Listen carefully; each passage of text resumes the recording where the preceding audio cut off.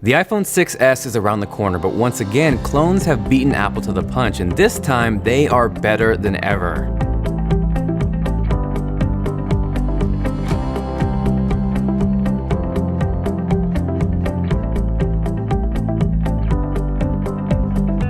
So what's up guys, Jonathan here with TLD with an unboxing of a surprisingly not terrible iPhone 6s clone. I actually grabbed two, one of them being space gray, which is cool, but we've seen that before. What we haven't seen yet though, or at least what Apple hasn't done yet, but has been rumored to do, is debut a pink iPhone 6s later this year. If you happen to catch my iPhone 6 clone unboxing last year, that thing was a disaster. It felt cheap, performed terrible, and lagged like nobody's business, but these clones, surprisingly, are a completely different story. Without even jumping into software, just the build quality alone is scary similar. The weight is super close, and honestly, if you put one of these side by side with a real iPhone 6, it's pretty hard to tell the two apart. Jumping into the software though is an even bigger surprise. On last year's clone, I had trouble even doing basic tasks, but with this one, which is still running an iOS skinned version of Android, it is shockingly smooth. Swiping between pages, launching Control Center, multitasking, it even ripped the freaking parallax effect. Now, running Geekbench, it obviously isn't going to come close to an actual iPhone, but it's still a significant improvement over last year's clone,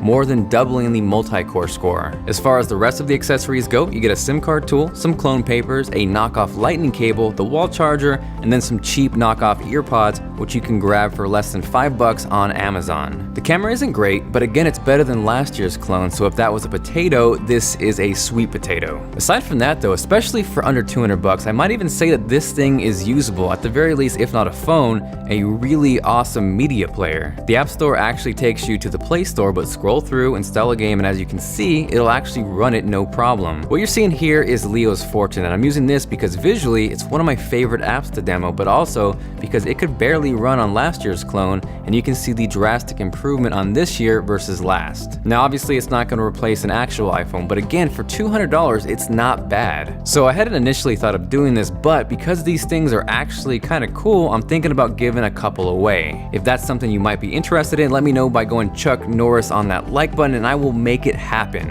Aside from that, if you have any questions, definitely feel free to drop me a line down below, but also make sure to subscribe if you haven't already, not only for the clone giveaway, but for the release of the actual iPhone 6s.